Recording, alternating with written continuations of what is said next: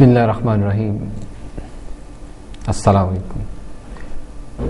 नाज़रीन, आपके अपने प्रोग्राम वेलकम टू IT के साथ आपका मेज़बान मलिक हसन रज़ा का तारीख़ हाज़िर है।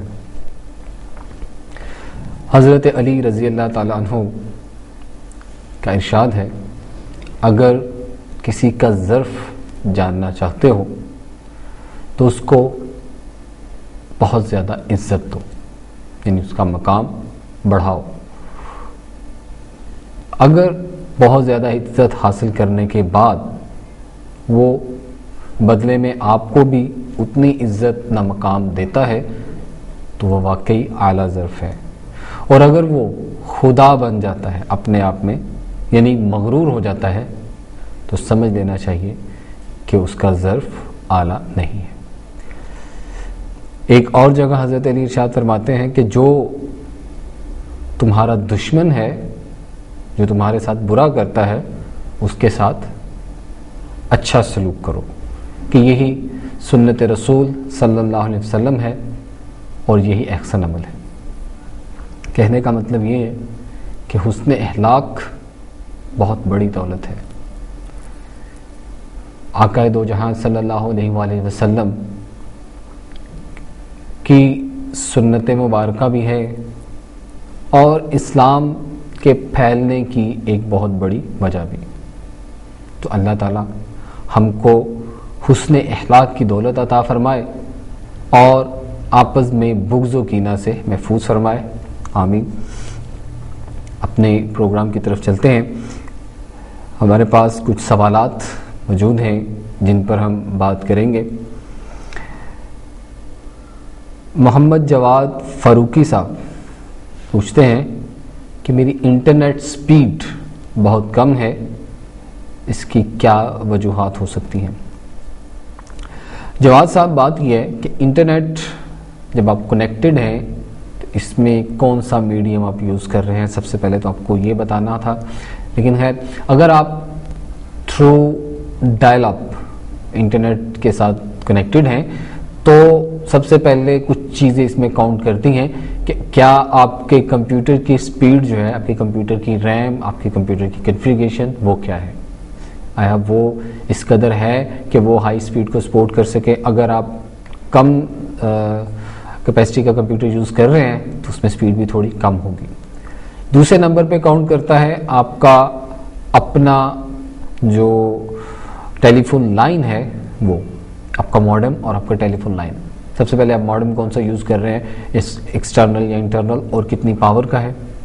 उसके बाद आपकी टेलीफोन लाइन जो है, ये सबसे ज़्यादा डायल अप में सबसे ज़्यादा अहमियत है कि अगर आपके टेलीफोन लाइन के अंदर कोई थोड़ा बहुत शोर है, डिस्कनेक्शन है, दूसरी लाइंस की मिक्सिंग है, तो उससे आपकी टेलीफोन लाइन की जो प्रॉब्लम है वो इंटरनेट पर आएगी। टेलीफोन लाइन जैसे जैसे एक रवानी जो है वो देती है, उसी से स्पीड बनेगी, क्योंकि टेलीफोन लाइन आपका मीडियम है आपके सर्वर के साथ जुड़ने के लिए।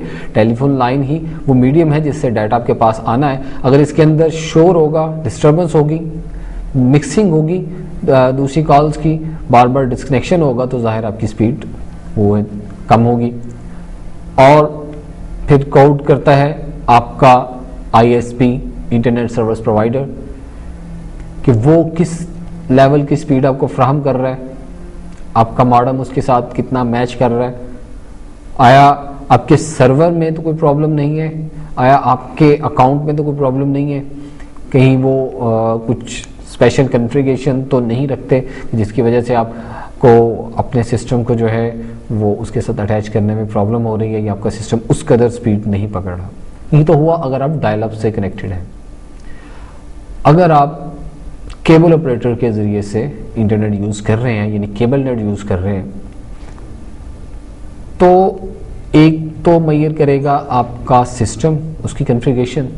दूसरे नंबर पे आपकी केबल ऑपरेटर ने आपको किस कदर स्पीड जो है वो अलाउ की है। ख़ास तौर पे वो केबल ऑपरेटर जो आइज़ा सर्वर के ज़रिए से नेट प्रोवाइड करते हैं, वहाँ पर वो नेट की स्पीड को कंट्रोल भी करते हैं। इसके अलावा आपकी अपनी विंडोज़ में भी अगर कोई प्रॉब्लम है, विंडोज़ XP, NT वगैरह में, तो उससे भी आपकी स्पीड जो है मैयर होती है कि आपकी स्पीड जो है इंटरनेट की वो कम हो जाती है। अगर आप इन चीज़ों को देखिए कि आप कौन सा अगर आप डायल अप यूज़ कर रहे हैं तो सबसे पहले अपने टेलीफोन लाइन को चेक कीजिए और अपने सिस्टम की कॉन्फ़िगरेशन को, और अगर आप केबल नेट को यूज़ कर रहे हैं तो अपनी विंडोज़ की कॉन्फ़िगरेशन और अपने सर्विस प्रोवाइडर यानी केबल ऑपरेटर जो है उससे रब्ता कायम कीजिए और उससे पूछिए कि क्या आपकी कॉन्फ़िगरेशन में कहीं उसने स्पीड को कंट्रोल में तो नहीं रखा हुआ, क्योंकि केबल ऑपरेटर्स जो हैं वो स्पीड को ना सिर्फ कंट्रोल करते हैं बल्कि आपकी डाउनलोडिंग को भी कंट्रोल करते हैं। बसा औकात किसी एक यूज़र की वजह से बाकी यूज़र्स की स्पीड जो है वो कम हो जाती है क्योंकि वो बहुत ज़्यादा डाउनलोडिंग पे लगा देते हैं, कुछ एक्सीलेटर लगा के स्पीड जो है वो अपनी तरफ मुंतकिल करने की कोशिश करते हैं। तो वहाँ पर सिस्टम ऑपरेटर जो हैं वो उनको कॉन्फ़िगर करते हैं कुछ इस तरीके से कि एक खास लेवल से आगे वो कंट्रोल ना कर सके, एक खास लेवल से आगे डाउनलोडिंग ना कर सकें, और बस औकात टोटल डाउनलोडिंग, सॉफ्टवेयर डाउनलोडिंग जिसे हम कहते हैं एक्जी, जिप फाइल वगैरह, उनको वो बैन कर देते हैं लिमिटेड टाइम के लिए या अनलिमिटेड टाइम के लिए, और स्पेशल फाइल्स जो हैं यानी HTML, SWF वगैरह जो वेबसाइट्स की फाइल्स हैं उनको अलाउ करते हैं। तो अपने सर्विस ऑपरेटर्स को भी आप चेक करें, उससे भी पूछें और अपने सिस्टम की कॉन्फ़िगरेशन को चेक कीजिए। इंशाल्लाह उम्मीद है कि आपकी स्पीड जो है वो बढ़ जाएगी। इसी तरीके से नेट के मतलब ही नेक्स्ट क्वेश्चन जो है वो मोहम्मद अजमत साहब पूछते हैं कि जैसे ही नेट से कनेक्टेड होता हूं मेरे सिस्टम की स्पीड कम हो जाती है, जबकि उससे पहले मेरे सिस्टम की स्पीड बिल्कुल ठीक होती है और सिस्टम जो चल रहा है उसके अंदर स्पीड प्रोग्राम्स के साथ साथ नेट की स्पीड भी कम रहती है। यहाँ पर भी पहली बात तो ये कि ये मामला बहुत हद तक डिस्कस हो चुका है, बल्कि बहुत दफ़ा डिस्कस हो चुका है कि नेट की स्पीड जो आप कहते हैं, तो नेट की स्पीड के साथ साथ आपके सिस्टम की स्पीड, नेट की स्पीड का तभी मैंने बताया कि नेट की स्पीड जो है वो उन तरीकों से आप चेक कर सकते हैं, डायल अप चेक कीजिए, अपना सर्विस ऑपरेटर को पूछिए। लेकिन जो आपने कहा कि मेरे सिस्टम की स्पीड बहुत कम हो जाती है जबकि नेट से जब कनेक्टेड नहीं हूँ तो स्पीड ठीक रहती है, सिस्टम ठीक चलता है, तो बात यह है कि आप अपने सिस्टम को एंटीवायरस से स्कैन कीजिए। सबसे पहली बात एंटीवायरस से स्कैन कीजिए और अगर मुमकिन हो सके तो एंटी स्पाई से भी इसको स्कैन कीजिए। वजूहात मैं आपको इसकी बता देता हूँ कि सबसे पहले जैसे ही आप नेट से कनेक्टेड होंगे तो जाहिर है एक कनेक्शन जो है आपका, जैसे नेट से कनेक्टेड आपका सिस्टम होता है तो थोड़ी सी स्पीड तो उसमें फ़र्क आएगा कि एक एक्सटर्नल डिवाइस जो है उसके ज़रिए से एक बाहर से आने वाला डाटा जो है वो सिस्टम में आ रहा है, लेकिन उससे आपके सिस्टम के सॉफ्टवेयर को प्रॉब्लम नहीं होनी चाहिए। अब ये सब काम कब होता है? जब आपके सिस्टम के अंदर कुछ ऐसे सॉफ्टवेयर हैं जो नेट कनेक्ट होते ही बाहर वाले किसी सिस्टम के साथ कनेक्टेड होना शुरू हो जाते हैं थ्रू नेट। स्पाईवेयर्स, एडवेयर्स, अब बाज़ सॉफ्टवेयर आप डाउनलोड करते हैं या चलाते हैं कि जिनमें मुख्तलिफ किस्म की एड्स जो हैं वो पट्टियाँ, तस्वीरें, मूवीज़ चलती हैं। जाहिर है जब नेट पे आप कनेक्टेड होंगे तो वो अपना डाटा जो है वहाँ पे डाउनलोड करेगा, वहाँ से फॉरवर्ड करेगा, जैसे याहू चैट रूम, जैसे आपके दीगर पॉल टॉक वगैरह, MSI वगैरह, इनमें तो ये जो एड्स चलती हैं, एडवेयर हम इन्हें कहते हैं, ये भी तो नेट के थ्रू आ रहे हैं और इससे नेट की स्पीड और सिस्टम की स्पीड पर फर्क पड़ेगा। उसके बाद स्पाईवेयर जो है वो जैसे ही नेट के साथ कनेक्टेड होता है कंप्यूटर तो वो अपनी फाइल्स, अपना डाटा, अपना काम जो है वो नेक्स्ट अपने सर्वर की तरफ ट्रांसफ़र करना शुरू कर देते हैं। अब जिन जिन सॉफ्टवेयर के अंदर स्पाईवेयर जो है वो कनेक्टेड हो चुका है वो सॉफ्टवेयर तो चलने से रहे, क्योंकि वो एक वक्त में तो एक ही काम करेंगे और अब आपका जो सिस्टम है वो नेट से कनेक्टेड होने के साथ ही वो स्पाईवेयर जो है वो एक्टिव हो चुका है और वो डाटा जो है वो ट्रांसफ़र करना शुरू कर रहा है। अब वो सॉफ्टवेयर जो है वो तो डाउन। अब एक वक्त में कोई एक स्पाईवेयर काम नहीं करेगा, वो जिन जिन सॉफ्टवेयर में है वहाँ से अपना डाटा जो है वो ट्रांसफ़र करना शुरू करेगा। इसका मतलब यह है कि कंप्यूटर एक वक्त में बहुत से सॉफ्टवेयर जो है उन पर काम कर रहा है। बज़ाहिर आप सिर्फ याहू के चैट रूम में हैं, बज़ाहिर आप सिर्फ इंटरनेट एक्सप्लोरर पे किसी वेबसाइट को विजिट कर रहे हैं, बज़ाहिर आप सिर्फ और सिर्फ एक छोटी सी फाइल डाउनलोड कर रहे हैं, लेकिन आपका सिस्टम उस वक्त 5 से 6 सॉफ्टवेयर की वर्किंग में लगा हुआ है। वो ऐसे सॉफ्टवेयर जिनका आपको पता ही नहीं कि ये वाकई ही पीछे काम कर रहे हैं। अक्सर औकात वो काफ़ी देर तक आपकी वेबसाइट नहीं खुल रही, लेकिन आप ये देखते हैं कि आपकी जो कनेक्शन आईडी, आपको जो मॉनिटर्स नज़र आते हैं वो बाकायदा ब्लिंकिंग में है, बड़ी तेज़ स्पीड बता रहे हैं। अगर आपने स्पीड कंट्रोलर इंस्टॉल किया हो तो वो आपको बता रहा है कि काफ़ी तेज़ स्पीड है, काफ़ी किलोबाइट्स आप जो है वो डाउनलोड कर चुके हैं या अपलोड कर चुके हैं, लेकिन आपके सिस्टम में कोई ऐसी ना अपलोडिंग नज़र आ रही है ना डाउनलोडिंग नज़र आ रही है, बल्कि आपके सिस्टम की स्पीड भी ख़त्म है। वहाँ पर आपका सिस्टम जो है वो ये तमाम चीज़ें, जैसे ही आप किसी भी प्रोग्राम को चलाते हैं, तो जैसे कि हम पिछले प्रोग्राम में बात की कि रैम एक हिस्सा जो है वो उसके लिए मुख्तस कर देती है और वो अपना डाटा, रॉ डाटा और जिस पे काम कर रहा है उसकी जो इंस्ट्रक्शन उन तक सबको वहाँ पे चला रहा है। जब एक ही वक्त में 4-5 सॉफ्टवेयर जो हैं वो चलना शुरू हो जाएंगे और वो अपना काम करेंगे, तो फिर सिस्टम जो है वो ज़ाहिर है बिजी होगा और आपका नेट जो है वो उस कनेक्शन को कैरी ऑन कर रहा है, ना कि आपके जो इंस्ट्रक्शन है उनको।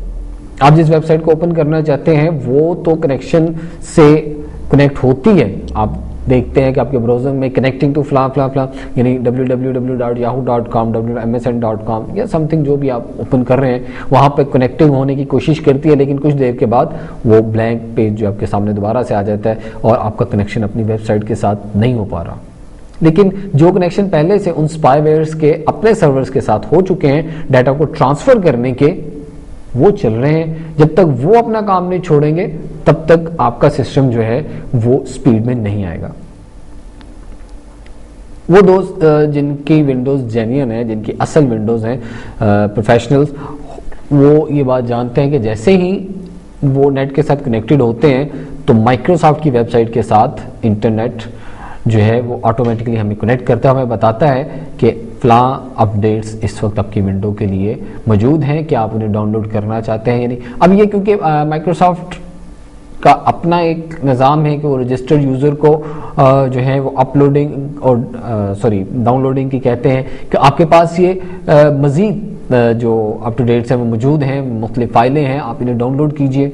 तो वो तो बाकायदा हमें बता के तो काम करता है कि ये काम हो रहा है या करना है। अब अगर आप वो डाउनलोडिंग लगा देते हैं एक दफ़ा कनेक्शन के बाद, तो फिर आपके बाकी काम जो है वो थोड़े स्लो हो जाएंगे। या अगर आप एंटीवायरस को अपग्रेड करते हैं तो उस वक्त भी आप देखेंगे कि एंटीवायरस का जैसे ही कनेक्शन अपने वेबसाइट के साथ मिल जाता है तो फिर आपकी बाकी नेट की स्पीड जो है वो कम हो जाती है। सेम इसी तरीके से जब ये स्पाईवेयर्स अपने कनेक्शंस को डेवलप कर लेते हैं, कनेक्टेड हो जाते हैं, तो उसके बाद इनका जो राब्ता हो चुका है उसके अलावा दूसरे राब्ते जो हैं वो बामुश्किल होते हैं। आप याहू में चैट करना चाहते हैं लेकिन आप याहू में लॉगिन ही नहीं हो पा रहे, हालांकि आपका जो मॉनिटर है, स्पीड मॉनिटर जो है आपको बता रहा है कि आप अच्छी खासी स्पीड जो है वो नेट से गेन कर रहे हैं।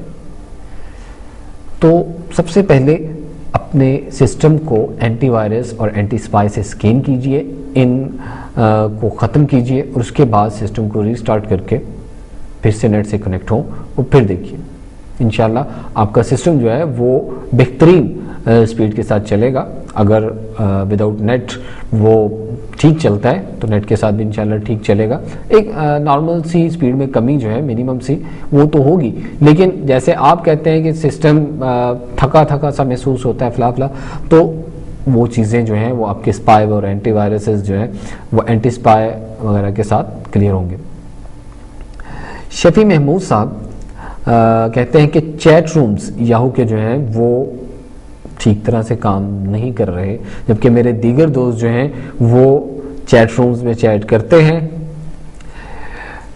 शफी भाई बात यह है कि याहू मैसेंजर वालों ने थोड़ा सा इस चीज़ को मुश्किल कर दिया, यानी चैट रूम में जाना जो है वो एक स्टेप उसका बढ़ा दिया।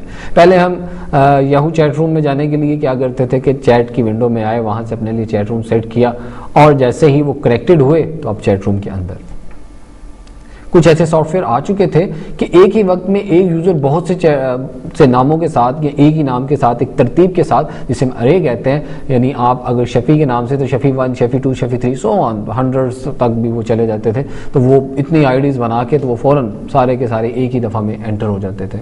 तो वो अक्सर याहू के मुख्तलिफ रूम्स के अंदर बहुत सी प्रॉब्लम्स क्रिएट होती हैं। अब भी जो माहिरीन हैं याहू के, वो इस काम पर भी लगे हुए हैं कि वो इसको और कंट्रोल करें। लेकिन ये जो इस वक्त प्रोसीजर किया गया है वो थोड़ा सा इस तरीके से कि जैसे आप चैट रूम को सिलेक्ट करके उसके साथ कनेक्टेड होते हैं, तो अगर आपने देखा हो तो वहां पर सिर्फ 2 यूजर आपको नजर आते हैं, एक आप और एक याहू मैसेंजर हेल्पर जो है वो वहां पर मौजूद होता है, और एक मैसेज आता है जिसके नीचे एक लिंक है, ब्लू कलर में एक लिंक है। आप उस लिंक पे क्लिक कीजिए और वो लिंक आपको एक वेबसाइट, याहू की वेबसाइट जो है ब्राउजर में ओपन करेगा। वहां पर आपको एक कोड नजर आएगा जो आपने वहां पर वेरिफिकेट करवाना है, यानी जो कोड नीचे लिखा हुआ है वही कोड आप टेक्स्ट बॉक्स में लिख के उसको वेरीफाई करवाएंगे।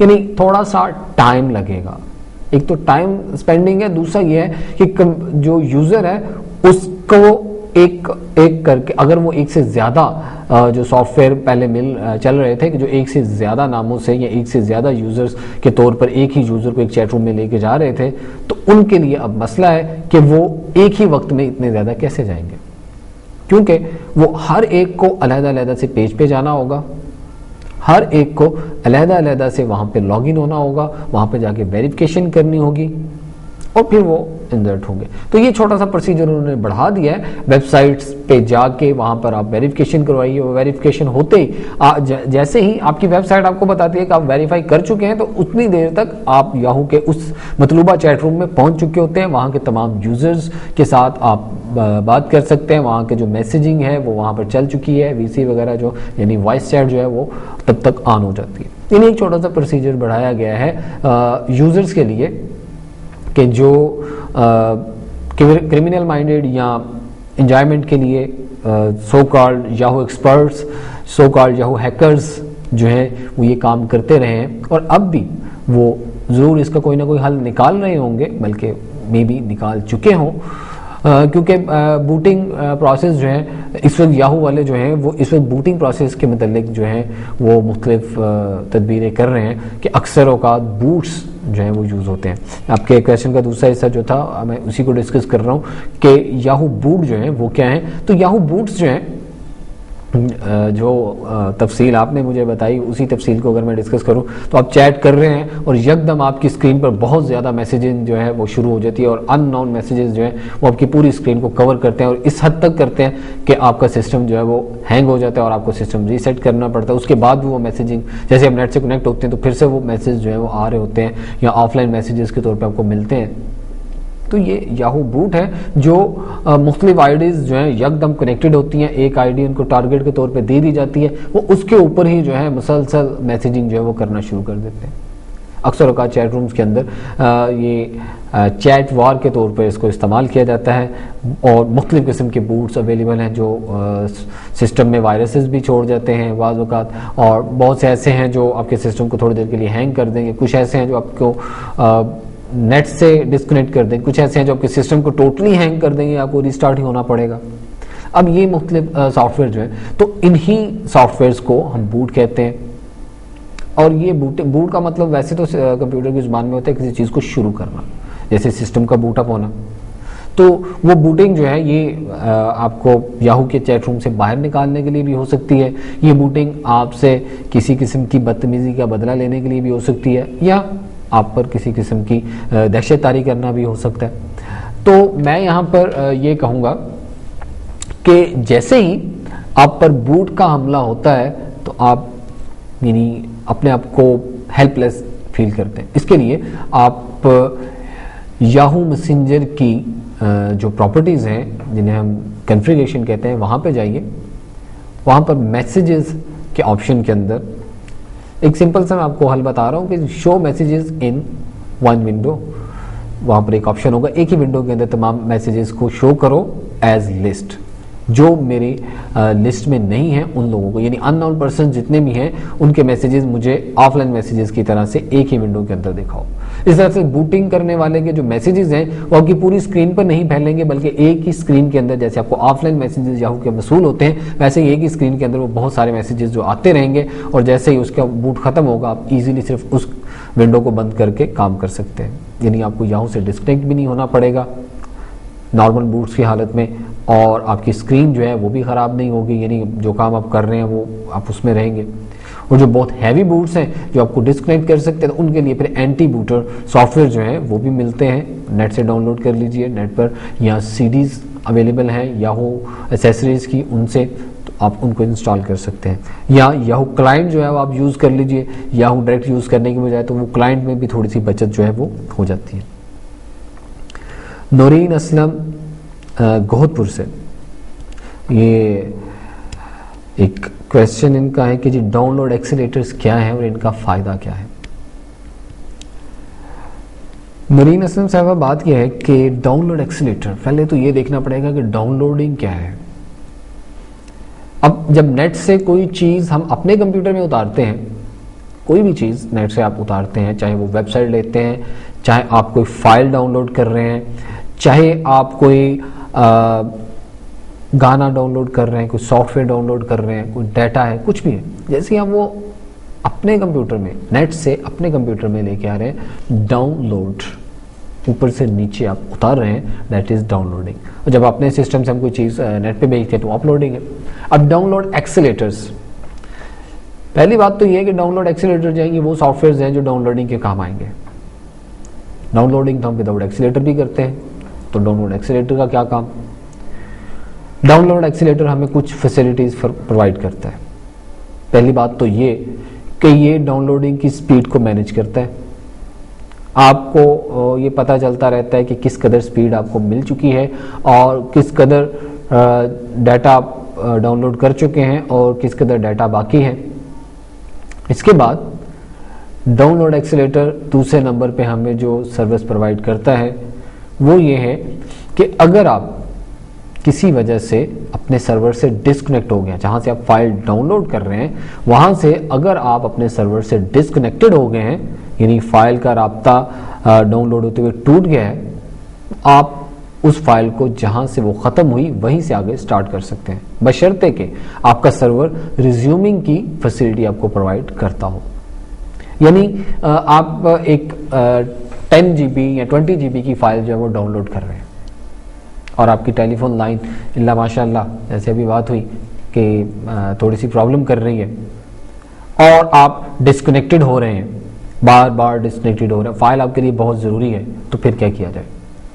फिर किया यह जाए कि आप डाउनलोड एक्सीलेटर यूज़ कीजिए। आपका सर्वर आपको फैसिलिटी रिज्यूमिंग की दे रहा है, तो फर्ज करते हैं कि फर्स्ट टाइम जब आप कनेक्टेड हुए तो तकरीबन 1 घंटा चलने के बाद 5 MB या 6 MB जितना आप कर सके वो डाउनलोड हुआ, आप डिस्कनेक्टेड हो गए। नेक्स्ट टाइम जब आप कनेक्टेड हुए आप वहीं से, यानी जितना हो चुका है उससे आगे डाउनलोडिंग करेंगे। अगर एक्सीलेटर यूज़ नहीं कर रहे हैं, एक्सीलेटर फैसिलिटी नहीं है, तो फिर आपको नए सिरे से शुरू करना पड़ेगा। लेकिन यहाँ एक्सीलेटर का फ़ायदा हमें ये मिला कि जहाँ पर हमने कट हुए वहीं पर हमने आगे उसको जोड़ लिया, कंबाइन कर लिया, यानी डाटा जो है वो वहीं से आगे मज़ीद चलेगा।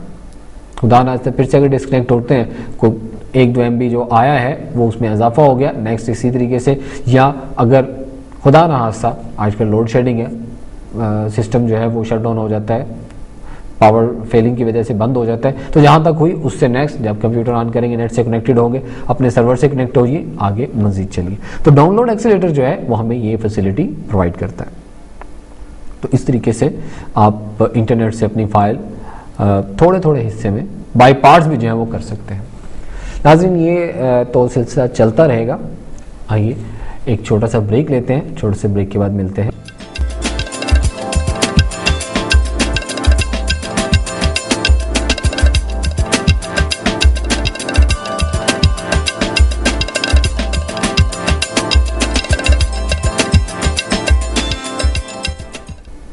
Welcome back. अभी ब्रेक में जाने से पहले बात हो रही थी नेट के मतलब का, मुख्तलिफ डिस्कशंस हैं। तो गुले तैबा ये मोहतरमा भी माशाल्लाह ये लिखती है कि मैं ICS की स्टूडेंट हूँ और नेटवर्क के मतलब जानना चाहती। गुले तैबा बच्चे, आप स्टूडेंट हैं तो आपकी बुक जो है उसके अंदर तो बड़ी डिटेल के साथ इसकी डिस्कशन मौजूद है, क्योंकि मैं खुद भी एक टीचर हूँ और ये चीज़ें पढ़ा रहा हूँ। तो आपकी बुक के अंदर तो काफ़ी हद तक, ICS की बुक के अंदर तो बहुत हद तक जो है वो नेटवर्क को डिस्कस किया गया है। नेटवर्क है क्या? सबसे पहले तो ये देखना पड़ेगा, व्हाट इज द नेटवर्क?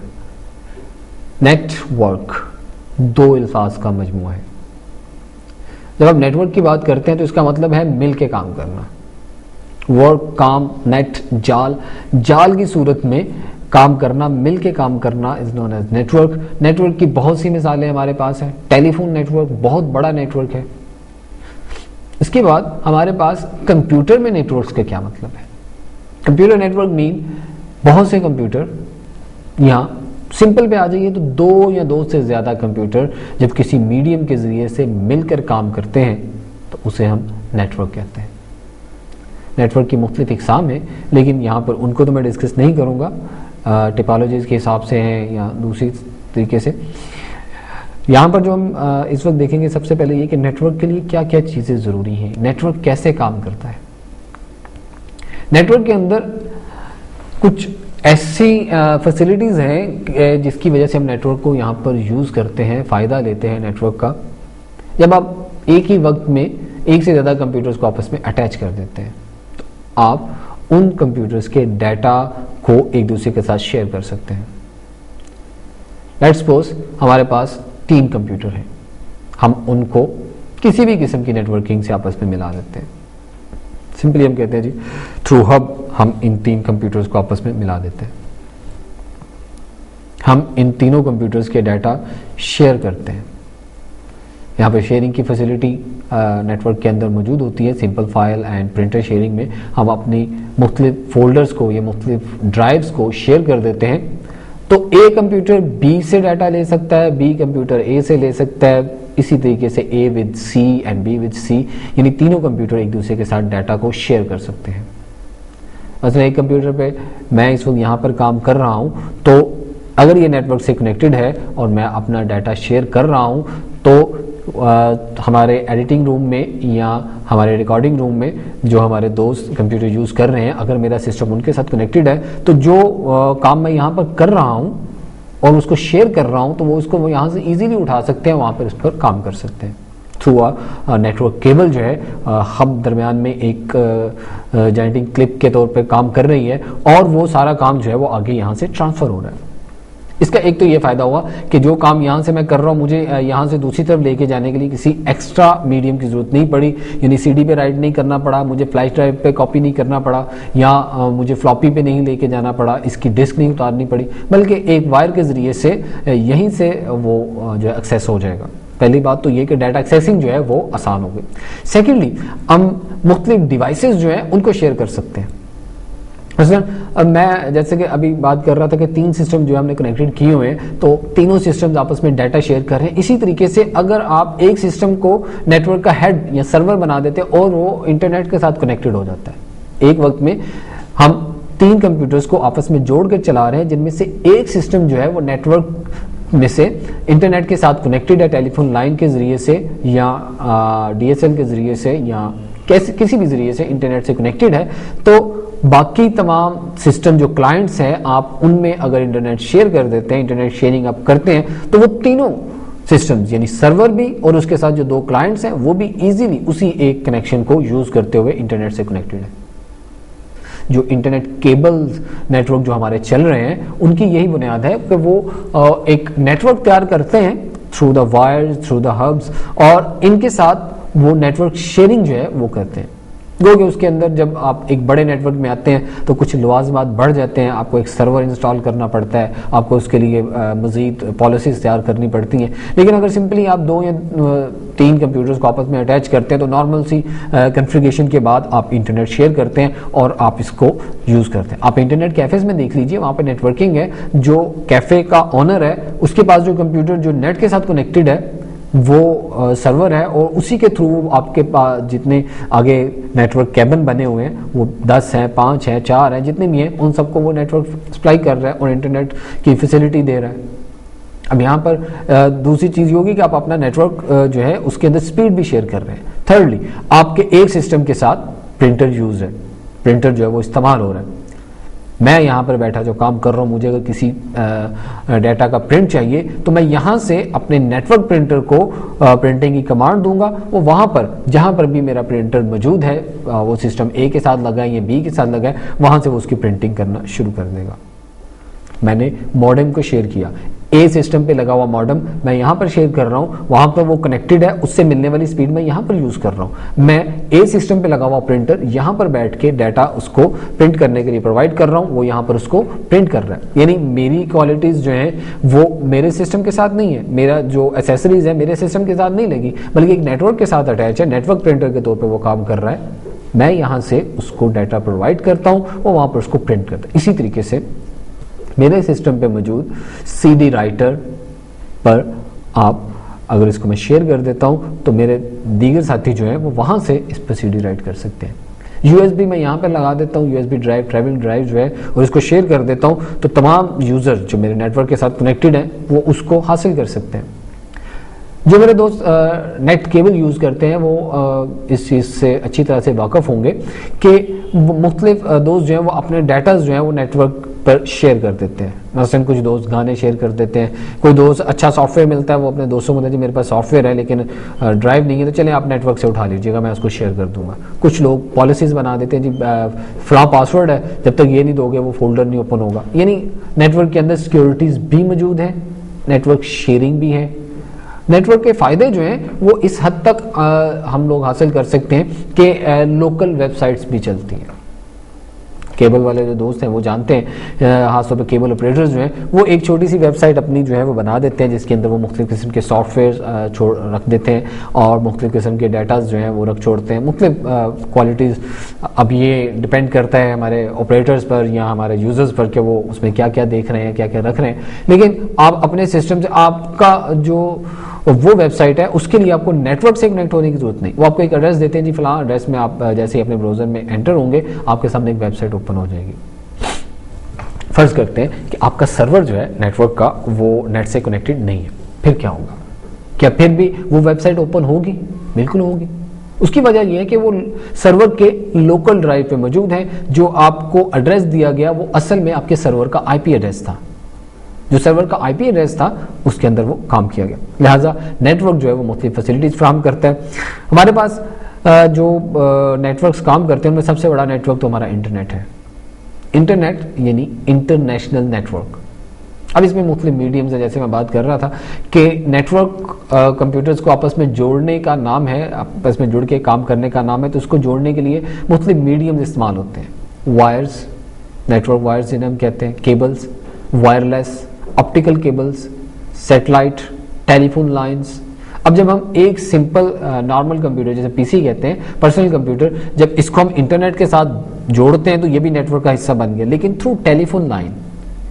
अब डायल अप से कनेक्टेड होते हैं अपने सर्वर से, वो सर्वर जो है उसके साथ और मजीद बहुत से सिस्टम जो है पहले से कनेक्टेड है।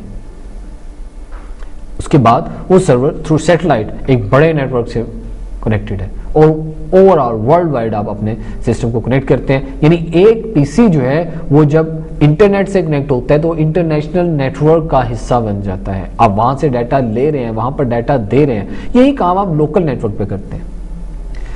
अक्सर दोस्त जो हैं, स्टूडेंट्स जो हैं, वो सुनते हैं LAN, LAN, LAN, local area network, limited network है जिसे हम लोकल एरिया कहते हैं, जैसे केबल नेटवर्क जो है। उसके बाद हमारे पास मैन, उसके बाद हमारे पास वैन। यानी जैसे जैसे बढ़ते जाएंगे वैसे वैसे नेटवर्क की फैसिलिटीज भी जो एरिया जो है जैसे जैसे बढ़ता जाएगा वैसे वैसे इनके नाम भी चेंज होते जाएंगे। लोकल एरिया नेटवर्क के अंदर आप एक लिमिटेड जो वायर्स हैं उनके साथ आप काम कर रहे हैं। मैं इसकी बहुत छोटी सी एक मिसाल देता हूँ। जो दोस्त कॉलेजेस में पढ़ रहे हैं कंप्यूटर या लैब्स यूज़ करते हैं या दफ्तर के अंदर, ऑफिस के अंदर जहाँ पर एक से ज़्यादा सिस्टम्स जो है वो चल रहे हैं, वहाँ पर उन्हें नेटवर्किंग की होती है, तो वो लैन है, लोकल एरिया नेटवर्क है। एक से ज़्यादा लैन मिलके भी मल्टी लैन जिसे हम कहते हैं वो काम करते हैं। मुख्तलिफ टेक्नोलॉजीज़ हैं नेटवर्किंग की, मुख्तलिफ डिवाइसेज हैं नेटवर्किंग की जो काम करती हैं। लिहाजा नेटवर्क जो है वो मुख्तलिफ तरीक़ों से सिस्टम्स को आपस में जोड़ने का नाम है, उनके साथ काम करने का नाम है। जहाँ तक बात है नेटवर्क में इस्तेमाल होने वाली चीज़ों की, तो वो भी मैंने मीडियम्स आपको बताए। इसके बाद तीसरी चीज़ होती है इसके फ़वाइद या नुकसानात। इसके बहुत से फ़ायदे मैं पहले भी गिनवा चुका हूँ। यहाँ पर यह है कि टाइम की बचत, पैसे की बचत, ज़हनी तौर पे जो थोड़ी सी आप कह लीजिए कि टॉर्चरशिप आती है कि आप एक काम कर रहे हैं, डाटा यहाँ से लेके जाना है, यार ये बड़ी प्रॉब्लम बनेगी, यहाँ पे यूएसबी ड्राइव चाहिए, नहीं सीडी राइट करेंगे, क्या होगा।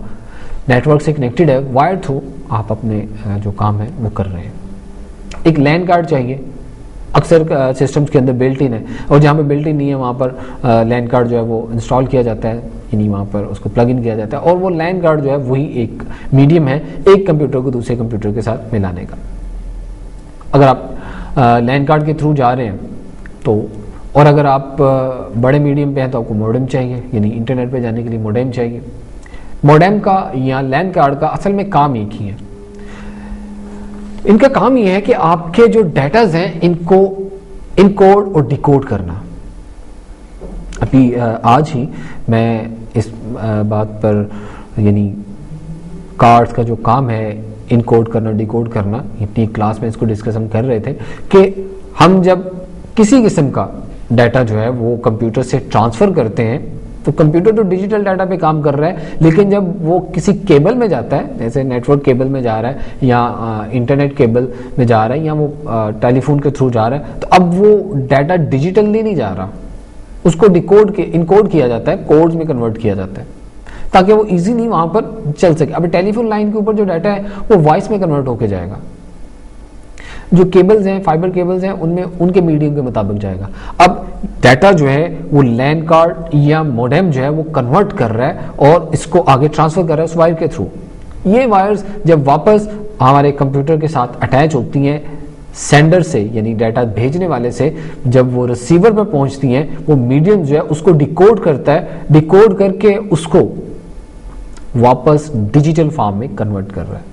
क्योंकि कंप्यूटर तो डिजिटल फॉर्म पे काम करेगा, हमारा डाटा जो हम तक पहुंच रहा है उसको डिजिटल फॉर्म में कन्वर्ट करना है, तो वो लैन कार्ड या मोडेम जो है वो इस चीज पर काम करते हुए उसको कन्वर्ट कर रहा है और वापस कंप्यूटर को प्रोवाइड कर रहा है। एक सेंडर है, एक रिसीवर है, डाटा सेंड किया जा रहा है, डाटा रिसीव किया जा रहा है।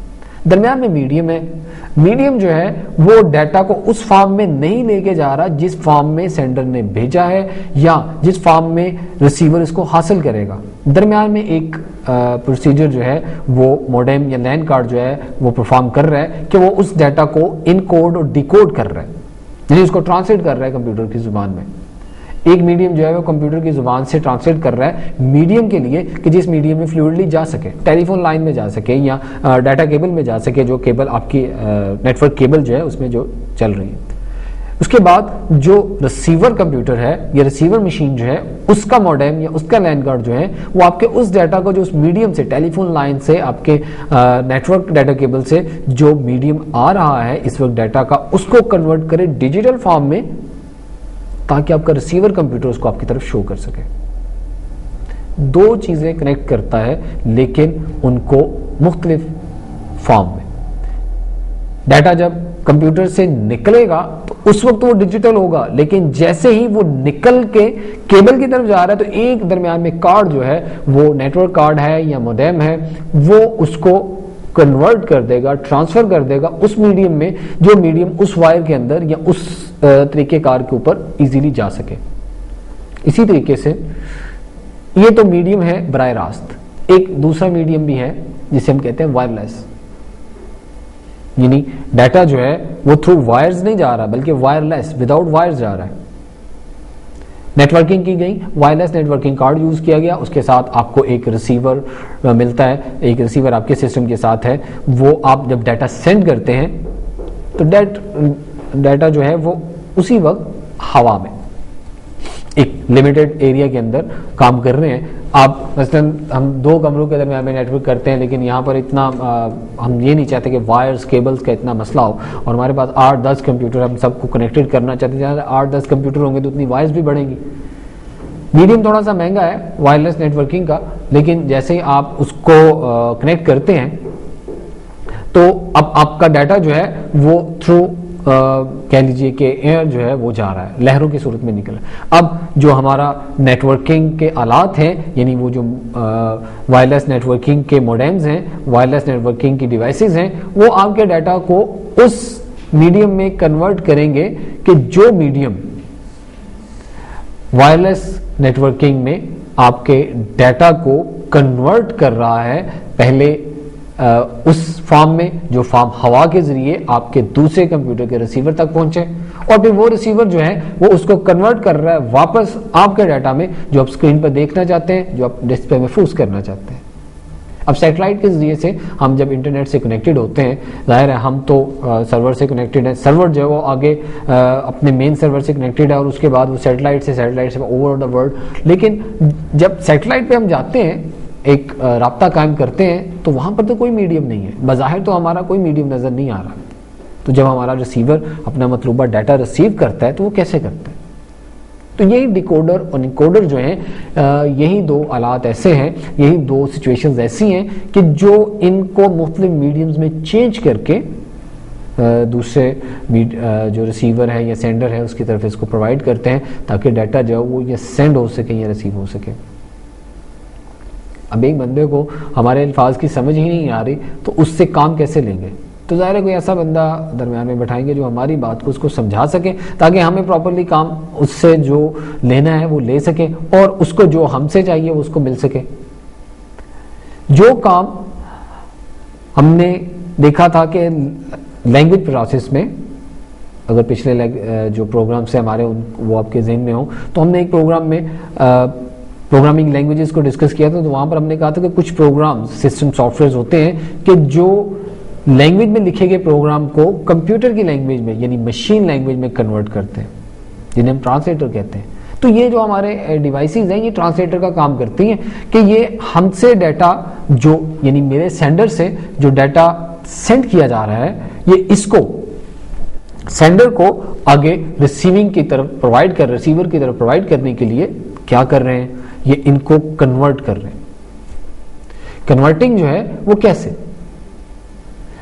जाहिर है कि सिस्टम जो है वो अपना डाटा दूसरे सिस्टम को प्रोवाइड करने के लिए जो मीडियम यूज कर रहा है, इस वक्त डाटा जब इस सिस्टम से निकलेगा तो उस मीडियम के मुताबिक होना चाहिए।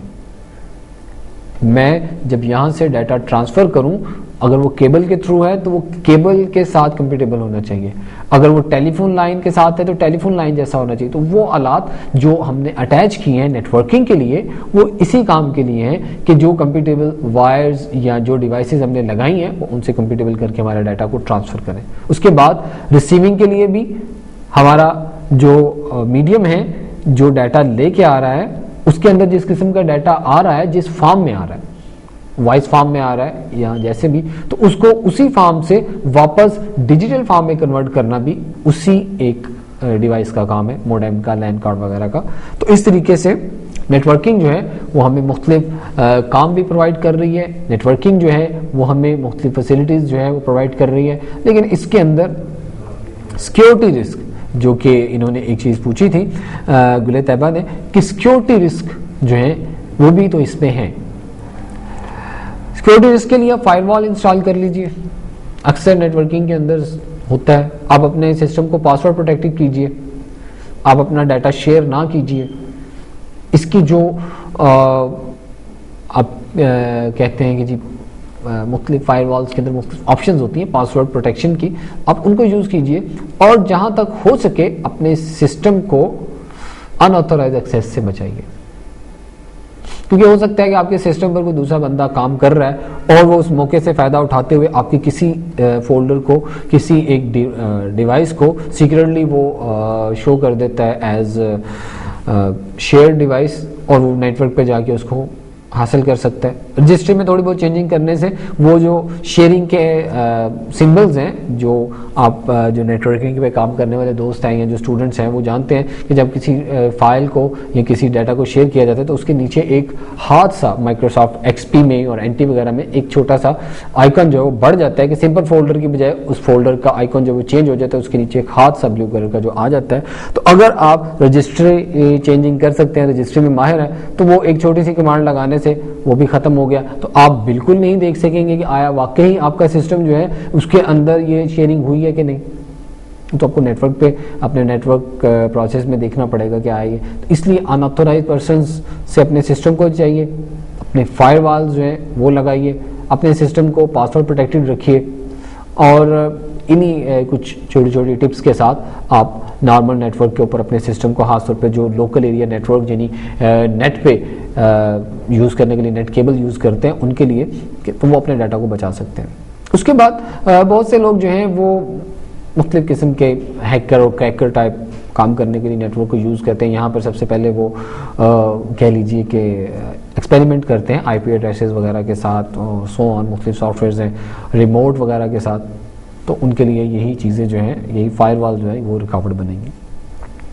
नाज़रीन, लास्ट प्रोग्राम के अंदर हमारी एक डिस्कशन थोड़ी सी हुई थी। वो हमारे एक दोस्त ने पूछा था उर्दू में हमारे ऑपरेटिंग सिस्टम को कन्वर्ट करना। तो लास्ट टाइम तो कुछ देखिए जब नॉलेज की वजह से हमने ये कहा था कि अभी तक टोटल ओवरऑल ऐसा कोई प्रोसीजर नहीं है, लेकिन अल्हम्दुलिल्लाह हमारी टीम ने सर्च जारी रखी। उस एक हमारा जो अपना कह लीजिए कि नुक्ता नज़र है कि नेट से हर चीज़ अवेलेबल है, 100% नहीं तो 90%, 75% ओवरऑल, तो उसी बुनियाद पर हमने काम जारी रखा। तो अल्हम्दुलिल्लाह हमने विंडोज़ एक्सपी का जो वर्जन है, आप कह लीजिए उर्दू वर्जन्स, वो हासिल किया है। उस पर इंशाल्लाह नेक्स्ट प्रोग्राम जो है हम तरतीब देंगे जिसमें विजुअली आपको वो सारा काम दिखाएंगे। अनफॉर्चुनेटली इस दफ़ा भी हमारा प्रोग्राम तो वही था, लेकिन कुछ थोड़ी सी टेक्निकल प्रॉब्लम्स जो हैं वो हमें फेस करनी पड़ रही हैं, तो जिसकी वजह से हम वो प्रोग्राम आपके सामने जो है वो पेश नहीं कर पा रहे। लेकिन नेक्स्ट इंशाल्लाह ताला वो प्रोग्राम उर्दू एक्सपी के मुतल्लिक़ ज़रूर आप देखिएगा। और प्रोग्राम क्योंकि आखिरी लम्हात हैं तो हमारा सेगमेंट जो है क्विज़ का, तो मैं बिला किसी हिलो हुज्जत के उसी की तरफ आता हूँ। सिर्फ एक गुजारिश करूँगा कि दोस्तों से कि आप टेलीफोन जब सेल फ़ोन पे हमें कॉल करते हैं तो उस पे अपना नाम और अपना आईडी कार्ड नंबर हमें लिखवाइए, अपना रिज़ल्ट बताइए। एसएमएस बराए मेहरबानी रिज़ल्ट्स के लिए अवॉइड कीजिए, क्योंकि आपके एसएमएस काफ़ी लेट पहुँचते हैं और वो बाज़ औक़ात कुछ ज़्यादा ही टाइम ले जाते हैं और हम उस वक्त तक इस तमाम प्रोसीजर से फ़ारग हो चुके होते हैं। जो दोस्त टेलीफोन करेंगे यानी फ़ोन करेंगे सेल पे, तो उनके लिए ये है कि प्रोग्राम ख़त्म होने के 1 घंटे के बाद तक जो है वो हमें कॉल कर लें। उसके बाद हमारा ईमेल एड्रेस जो है वो भी आपके सामने स्क्रीन पर चल रहा है, आप इसके ऊपर भी अपना जवाब जो है वो हमें अरसाल कर सकते हैं। लेकिन ये आज प्रोग्राम ख़त्म होने से लेके कल सुबह 8 बजे तक, यानी कल सुबह 8 बजे तक ये 12 घंटे आपके पास होंगे। इन 12 घंटों में आपकी ईमेल हम तक आ जाए, तो वो तमाम दोस्त जो ईमेल के थ्रू या सेल फोन कॉल के थ्रू हमारे इस क्विज़ में शामिल होंगे, उनमें से इंशाल्लाह जो विनर होगा उनको इन्फॉर्म किया जाएगा। अपना अपना ID number, computer ID number और अपना नाम और अपना रिजल्ट जो है वो आप हमें बताइए। आज का क्वेश्चन बहुत ही आसान क्वेश्चन, क्योंकि नेक्स्ट एपिसोड जो है वो हम विंडोज़ एक्सपी के मुतल्लिक़ करेंगे, तो कुछ उसी से मुतल्लिक़ रिलेटेड एक क्वेश्चन मैं लेके आया हूँ। माइक्रोसॉफ्ट एमएस यानी माइक्रोसॉफ्ट कंपनी ने विंडोज़ के कौन कौन से वर्जन्स रिलीज़ किए हैं। डॉस के बाद डॉस बेसिक विंडो आई थी, वहाँ से लेके एक्सपी तक जो वर्जन्स आए हैं, चीदा वर्जन्स, वो आप हमें बता दीजिए। कुछ हिंट मैं दे देता हूँ। कुछ थे जो डॉस बेसिस थे, फिर आए बैकग्राउंड पे डॉस था, फ्रंट पे ग्राफिक आ गए, जेयूआई आ गए, फिर हमारे पास वो विंडो आई जिनमें डॉस बिल्कुल बैकग्राउंड पे चला गया, ख़त्म ही कर दिया गया, सो ऑन। तो कुछ लिमिट्स जो हैं वो बन जाती हैं। तो आप माइक्रोसॉफ्ट कंपनी ने विंडोज़ के कौन कौन से वर्जन रिलीज़ किए हैं, इनके मतलब आप हमें हमारे टेलीफोन नंबर 0345671974 पर और ईमेल attari_sialkot@yahoo.com पर अपने जवाब अरसाल करें। फ़ोन के लिए प्रोग्राम ख़त्म होने के बाद कंप्लीट 1 घंटे में 1 आवर आपके पास है, और ईमेल के लिए पूरे 12 घंटे यानी रात 8 से सुबह 8 तक आप ईमेल कर सकते हैं। सुबह 8 से 9 के दरमियान जो है हम इसका फैसला इंशाअल्लाह ताला करेंगे। इन अल्फाज के साथ कि अपना और अपने इर्द गिर्द सबका ख्याल रखिए और अपनी दुआओं में मुझे और मेरी टीम को और STV की टीम को ज़रूर याद रखिए। इजाज़त दीजिए, अल्लाह हाफिज़।